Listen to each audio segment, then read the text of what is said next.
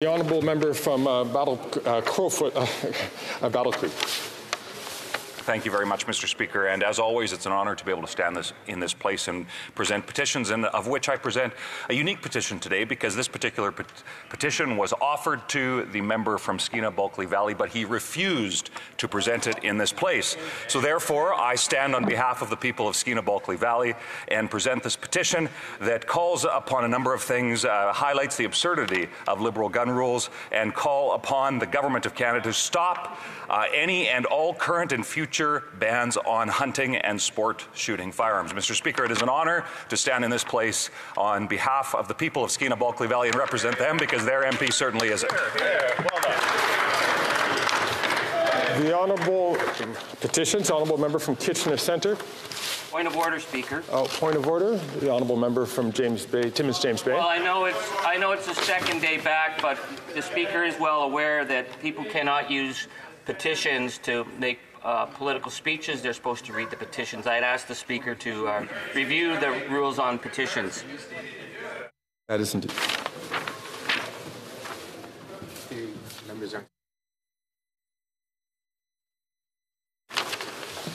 So I'd like to remind members that the tradition is for members to present petitions and not to comment on those things. So I'd ask all members to do that. The honourable member from Kitchener Centre rising on for petition. Thank you, Mr. Speaker. It's an honour to rise to present one of many petitions that have been sought to be presented by MPs over the last few weeks. It notes that there's a need for electoral reform to be that it continues to be an issue for citizens of all political persuasions. They note that politicians cannot agree on the best way forward, and that they note that it calls for a new approach for developing a citizens' consensus on electoral reform. These petitioners call on the House of Commons to first of all give citizens a voice on the subject of electoral reform and a right to make recommendations. More specifically, they'd like to see a representative and nonpartisan citizens' assembly that has the resources, expert support, and sufficient time required to come to a citizens' consensus on recommendations to be delivered to the government. And they call on MPs of all parties to vote in support of motion M86, Citizens' Assembly on Electoral Reform, which will be debated by this House and voted on in due course. The honourable member from Sherwood Park, Fort Saskatchewan. Thank you, Mr. Speaker. I have a number of petitions to present to the House today on behalf of my constituents, people from Skeena-Bulkley Valley and various other places across the country. The first petition is regarding this government's decision to cut funding for women's shelters. They note that women's shelters are sadly seeing increased demand, that the high cost of living and the housing crisis have made it harder for women and children fleeing violent situations, and that we're living through a time where this Liberal government, quote, is dramatically increasing spending on bureaucracy and consultants while they are cutting $145 million of funding for women's shelters. Petitioners therefore call on the Government of Canada to restore funding for women's shelters. The next petition I'm tabling is in favour of an excellent private member's bill put forward by the member for Sherwood Park, Fort Saskatchewan. This is a bill that would add political belief and activity as prohibited grounds of discrimination to the Canadian Human Rights Act, and it would protect the ability of people with diverse political opinions to be able to express those opinions and speak out about their ideas without fearing reprisal in an employment or other context if they work in the federally regulated sector. Petitioners are asking the House to support Bill C-257, and they want the government to defend the rights of Canadians to peacefully express their political opinions.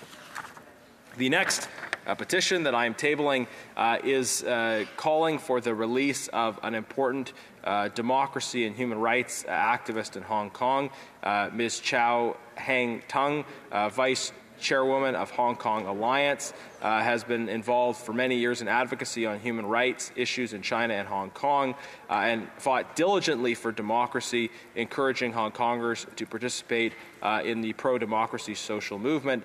She was arrested and charged under the national security law and sentenced to 22 months in prison as part of an effort to crush freedom and diversity of opinion in Hong Kong. She's also been awarded the Outstanding Democracy Award by the Chinese Democracy Education Foundation. Petitioners want to see the Government of Canada advocate for her release and dropping of all charges, as well as for the Hong Kong democracy movement and the release of other unjustly detained political prisoners. The next petition that I'm tabling deals with another human rights issue in the same region. It deals with the persecution of Falun Gong practitioners in China. Petitioners identify the history of the persecution of Falun Gong practitioners, including but not limited to the horrific practice of organ harvesting. They want to see the House take additional action to raise the plight of Falun Gong practitioners and to seek to hold those responsible for this persecution accountable through sanctions and other means, and to continue the work that this House began on combating forced organ harvesting that we began with the passage of a private member's bill on that issue. And next, I'm tabling a petition regarding parental rights, regarding the role of parents in the lives of their children. Petitioners highlight the fact that the Prime Minister has tried to interfere with New Brunswick's decisions with respect to parental rights, whereas the Leader of the Opposition has told the Prime Minister to butt out of those decisions. Petitioners know that in the vast majority of cases, parents care about the well-being of their children and love them much more than any state-run institutions, and the role of government is to support families and respect parents, not to dictate how they should make decisions for their children. The undersigned call on the Government of Canada to butt out and let parents raise their own children. Next, Speaker, I'm tabling a petition about changes that the government has made to natural health product regulation. Petitioners note that the government is threatening access to natural health products through rules that will mean higher costs and fewer products available on store shelves. They note that so-called cost recovery provisions could impose massive costs on all consumers of natural health products and undermine access for Canadians who rely on these products. Further, that provisions in the last Liberal omnibus budget have given the government substantial new arbitrary powers around regulation. Of course, there is a private member's bill from a Conservative member that seeks to reverse these changes. And petitioners call on the Government of Canada to implement the proposals in that excellent Conservative private member's bill, that is, to reverse the changes made in the last Liberal budget regarding natural health products. And Mr. Speaker, the next petition that I will table highlights the issue of euthanasia or medical assistance in dying, and in particular a proposal to extend this to children in a context where we see continuous radical proposals for the expansion of an already deeply troubled system.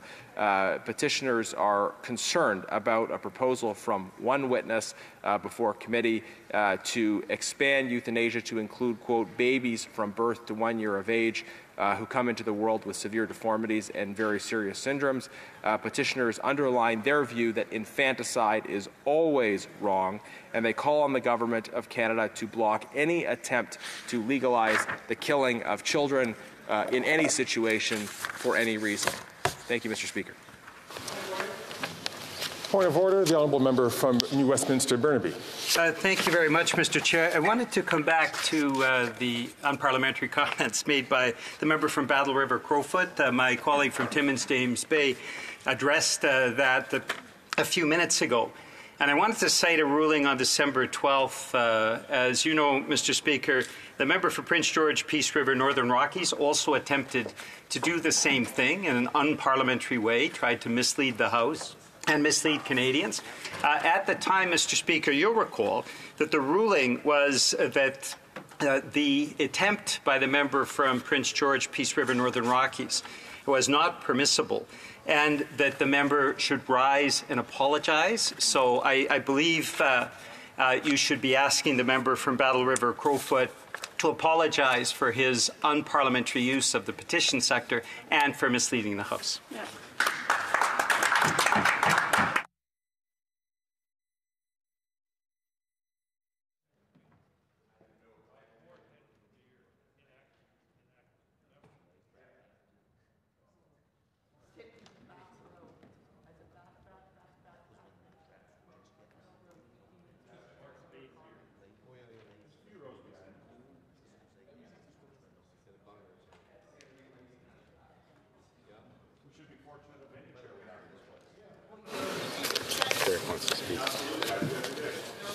Well, I would like to thank the honourable member from New Westminster Burnaby for raising this point and reminding the chair of a similar ruling in the past. And it's a new year. It's the second day that we're back, so it's a little bit rusty in terms of the application of the news. But I do understand and I do agree and affirm the statement, which was the decision that was made by the chair.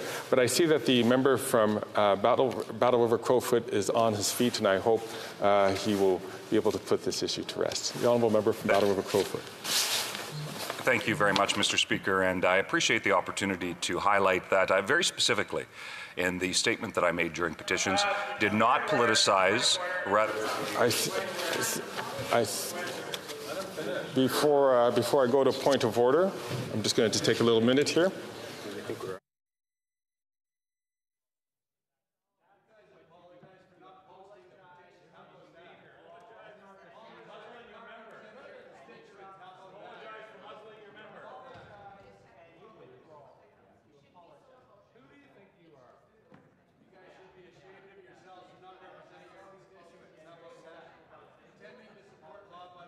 So we're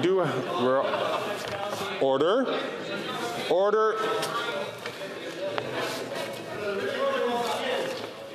I'm going to ask the honourable member from Prince George Peace River, please, colleagues. Thank you. Mr. Kirk is rising on the point of order. I'm going to go to the point of order raised by Mr. Julian, but I'm hoping that Mr. Kirk will, sorry, my apologies, not mention a member. I will, no, there is no intention to name you at this point. And I hope there will never be an opportunity to do so. The member is an honourable member, and I'm hoping that he can help us restore order to the House. So I'll ask the honourable member, please, to continue with his statement, but very brief. Thank you, Mr. Speaker. And I intentionally did not politicize the content of the statement, but rather highlighted the fact that there was a particular member of this place that did refuse to present that petition when given the opportunity in the past. So, Mr. Speaker, I ask that my word be allowed to stand because it simply is the truth, and I intentionally did not politicize what those petitioners from Skeena. Thank you. The honourable member from New Westminster Burnaby is rising on a point of order. Thank you very much, Mr. Speaker. The rules of this House are quite clear. You've asked the member to apologize. He's refused. He should not be recognized in this House until he apologizes. So I thank the honourable member from New Westminster Burnaby. I didn't ask, actually, again, just a little rusty, I didn't ask the member to apologize. I did ask him to stand up to express, and I was hoping that he would do so voluntarily. But I will ask, given the ruling on December 12th of last year by the ruling, and to be consistent with that ruling, I'm going to ask the honourable member to withdraw the comments that could be arranged to this, déranger cette chambre, puis à présenter ces. That could bother this House and present his apology. Thank you, Mr. Speaker. I would ask for a clarification of the ruling before I stand and apologize for something that I believe I did nothing wrong.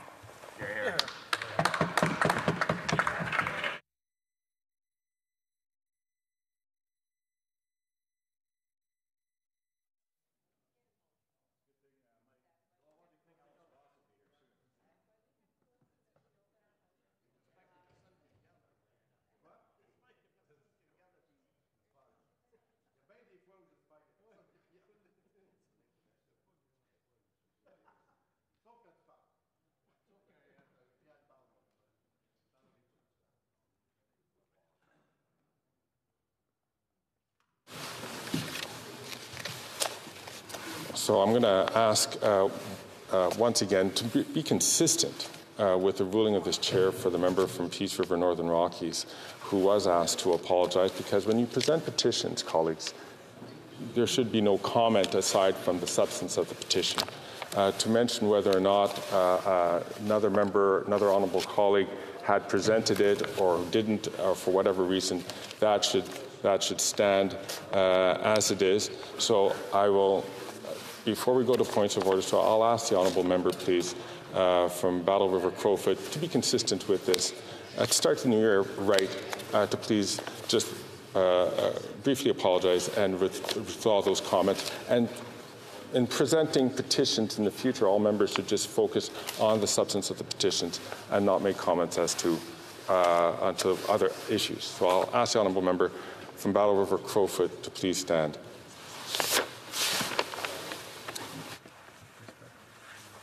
Thank you, Mr. Chair. I will not apologize for standing up for the people of this country. They're not being. All right. So until the member does rise to apologize, the chair will not be recognizing the member. The honourable member from Peace River, Northern Rockies. Yes, Mr. Speaker. Just for clarity, this precedent that supposedly was set because of what I apologize for doing this. I said at the time, I said, if I did something wrong, then I'll apologize, I guess, is exactly what I said, but it still wasn't clear whether I had broken any rules. But I said, I'll never apologize for representing the people of Skeena-Buckley Valley. That's exactly what I said. So please don't take, there's no clear ruling on this that we even broke any rule by doing so. So please. I thank the honourable member for that, and we will certainly take a look to making sure that everything is consistent. But from the advice which I've received from the officers at the table, this is certainly consistent. The honourable member from New Brunswick Southeast. Thank you, Southwest. Mr. Speaker. I think the advice you're getting from the table officers has to be explained to this House. It is an honour to stand in this House. So we are getting into debate. The matter has. So the chair did explain what was brought forward by the table officers. I'll ask members, continuing for the patient, and we will be able to bring forward. I do see. I'm going to ask members to please take their seat for the moment before I go through on point of order. We are just pulling up the actual text right now, so we'll be getting back to members. So I'll ask members to sit down. On a new point of order, would any not on the substance that has been brought up by this issue, would I thank members for doing that. Petitions, the honourable member from Saanich Gulf Islands. Thank you, Mr. Speaker. It's an honour to rise to present my first petition of calendar 2024. It's perhaps not too late to wish all members in this collegial and loving environment a Happy New Year. I would like to present a petition, Mr. Speaker, from constituents who are concerned that we move towards a just transition, that in phasing out fossil fuels and winding down the fossil fuel industry, that there be a centering of workers in the process, that good green jobs and inclusive workforce development proceed expeditiously, expanding the social safety net through new income supports, decarbonized public housing, operational funding for affordable and accessible public transit. There are a number of other points of this petition, Mr. Speaker, but I think these are the salient points that petitioners hope the government will take on board and implement. Thank you, Mr. Speaker. So on the issue which was raised by the member from Peace River, Northern Rockies, we did take a look at Hansard, and we did find that the member did apologize for breaking the rules. And he did, and I will invite members to go back and take a look at that, but the member apologized for breaking the rules. We do have that in Hansard. We've just consulted. And indeed, the member had done, and he had presented his apologies. So I thank the member for doing so. The honourable member, there is no debate on this issue. There is just the presentation of this. As a matter of the record has stood in terms of the House of Commons as to what had happened back in December. One moment, please.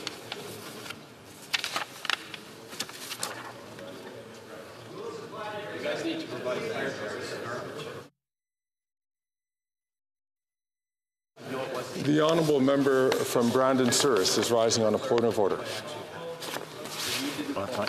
Brandon Souris.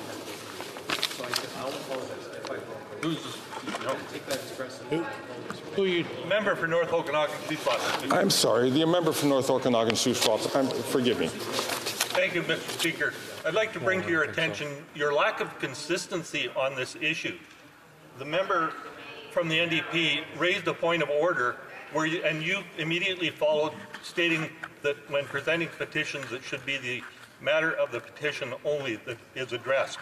Immediately following, another member made a quite extensive presentation regarding the petition he was presenting. You did not intervene then, so why would you intervene in the issue with the member from Battleford Crowfoot? It's not because you're partisan or anything, is it? Order. Order.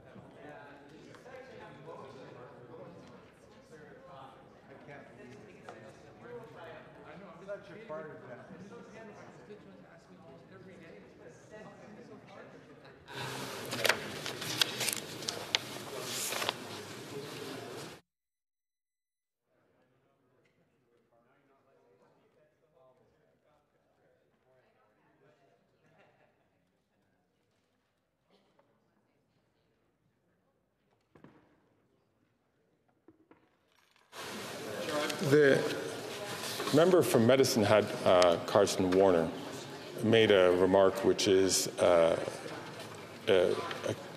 accuses the chair of partisanship. That is not considered parliamentary. I invite the member to immediately stand up and to apologize, or will not be recognized by this chair. The honourable member from Medicine Hat, Warner Carson.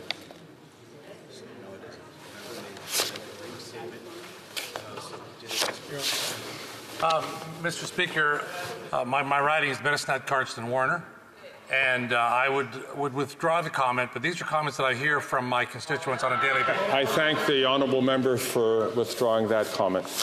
The honourable member from Sherwood Park, Fort Saskatchewan, is rising on a point of order. Thank you, Chair. I want to draw the attention of the House to an incident on December the 15th.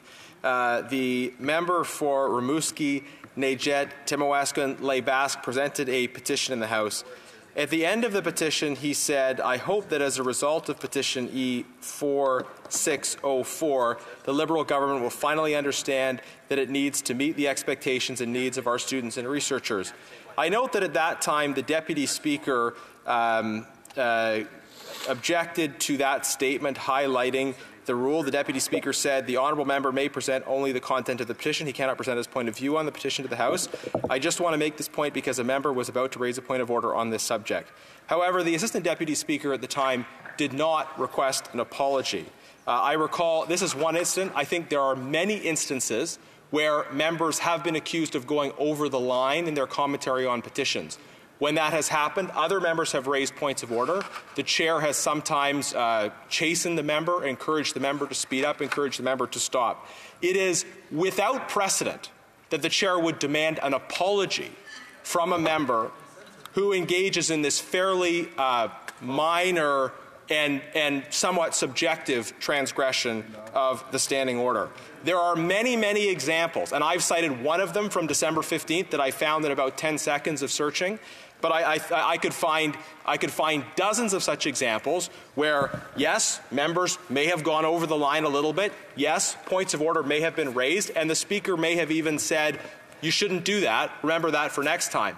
But it is not reasonable to simply make up a new standard and apply it to a particular member and require that member to apologize for such a minor infraction. So I hope, Chair, you will take all of that precedent into consideration and provide some clarification. Thank you.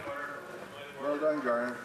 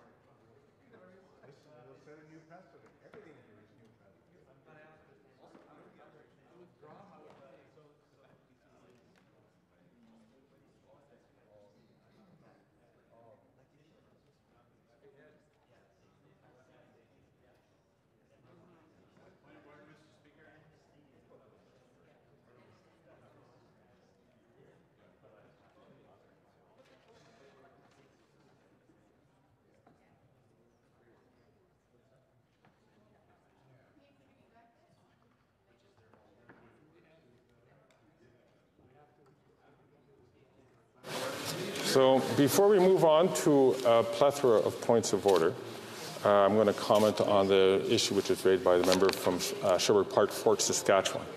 It is indeed true that the member can point to many examples where members have made comments on petitions which have been presented to the House. That does happen from time to time, and usually it does get a rebuke by the chair or a reminder by the chair for members to just focus in on the subject of the petition. However, there have been instances where the chair, and in this case that was raised from December 15th, where the assistant chair had, when a member accused another member of lacking courage to present a petition or making a comment about the character, where the member was asked to apologize, and the member rose on his feet and did apologize if they had broken any rules of the House, which the chair had determined that they had broken the rules of the House. This is the reason why this is being asked for here today. This is a matter which the chair would be pleased to come back to members with more detailed understanding as to, or detailed observations as to what should and shouldn't be done. But let it suffice to say that it makes sense that for members to impugn the character of other members would be considered an act which is not parliamentary and usually would require an apology. This matter is now closed on this issue. I'm going to hear the honourable member from Peace River Northern Rockies who is going to cite some rulings from the Rules of Procedure, and we will listen to that. But after we hear this, I'm going to be pretty satisfied that this matter is closed for the moment until the chair comes back to this House. The honourable member from Peace River Northern Rockies. Just for clarity, Mr. Speaker, when I said in my statement before previously, I said, if I said something wrong, then I apologize. It was never made clear to me from the table after that point that I had made an error. But right from the book itself, Boston Gagnon, it says the member may then give a brief statement to inform the House of the petition's content, which is exactly what I did. It does not say that you cannot mention a member, which is the whole NDP's point of order in the first place. It doesn't say that I'm not allowed to do that in this book. It says the member may not make a speech or enter into a debate in relation to the petition. It does say that, which I wasn't doing. I was making a brief statement about the petition, then went into the petition. I broke no rules, therefore I will rescind my apology because I didn't make any mistake. And I would also challenge you for the member from Battle River Crowfoot that he did not make a mistake either and should not be withheld from speaking in this House. So the chair is going to come back to the House on this matter. I thank the honourable member from Peace River Northern Rockies for quoting from the rules, but as he had also quoted, doing a preliminary listening to what he had raised, there is indication as to why the member was asked to apologize and why the chair considered at the time for the rules. We will come back. The chair will come back to this matter in short order. So we will not be. Is a point? I see the member from Timmins James Bay rising on a point of order. Is this similar on? Is it on this matter? It is a request for a clarification because you said the issue. You're bringing it back. Well, the matter is closed. Thank you very much. And this is the same matter which I heard from informal comments, not on mic, from the member from Sherwood Park, Fort Saskatchewan. We are going to be coming back. The matter on this issue is closed. We are going to come back to the House with a fuller explanation so that members can conduct themselves with greater clarity in the future. So I see the member from New Brunswick Southwest who is rising on a point of order. Is this the same point of order for the member from New Brunswick Southwest, or is this a new? It is. No, it is not on this issue. I hear you're going to come back to us. However, my point of order, Speaker, is that members in this chamber, this is the place to voice our concerns with respect to. No, just hear me out for a second. Well, if I could, so I'm going to just ask the member. Order, please. All members, if I could ask you to please keep order so that we can hear the member from New Brunswick Southwest. The member from New Brunswick Southwest is an experienced member, and I'm going to ask him to get to the point very quickly because it is sounding a lot like debating this current issue. And so I'm going to ask him to get to it immediately, or I'm going to rise and then move on this debate. Some parliaments ago, there was a debate in this chamber over the rights of members to express themselves vis-a-vis their whips. The Speaker at that time ruled clearly that debates from both sides of the chamber had to be made in this room, not in the corridor behind us. So members came to this chamber and made their best arguments to inform the Speaker so the Speaker could make a better ruling.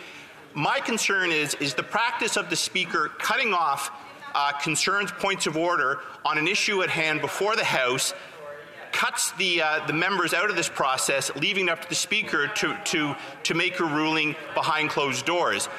We would be well served to have a debate over the rules around petitions, and I regret the Speaker's decision because he's going to come back here, say the matter is closed, without having heard from members in good faith who want to actually represent their members when it comes to petitions. And I think the Speaker would be well advised to hear from MPs who are here trying to work in a good faith effort to advance this House in a way that we hear from. I thank the honourable member from New Brunswick Southwest for raising this issue. And it is a valid point, but the chair feels that they've heard enough from around the table to be able to go back and to come to consider this matter and to come back to the House.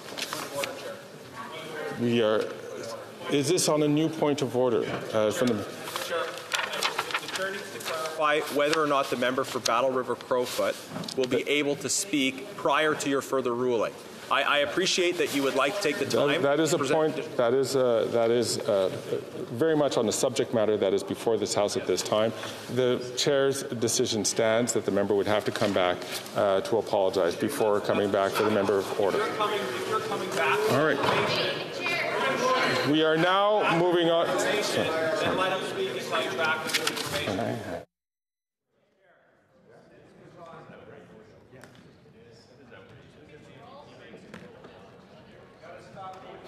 The honourable member from North Okanagan, Shuswap, has been very patient. I'll ask him to rise on a point of order if it is a new point of order. I have been very patient because I asked you a direct question. I did not receive an answer to it. I hope that that will also be included in your response to this House. Thank you. I thank the honourable member. Moving on, questions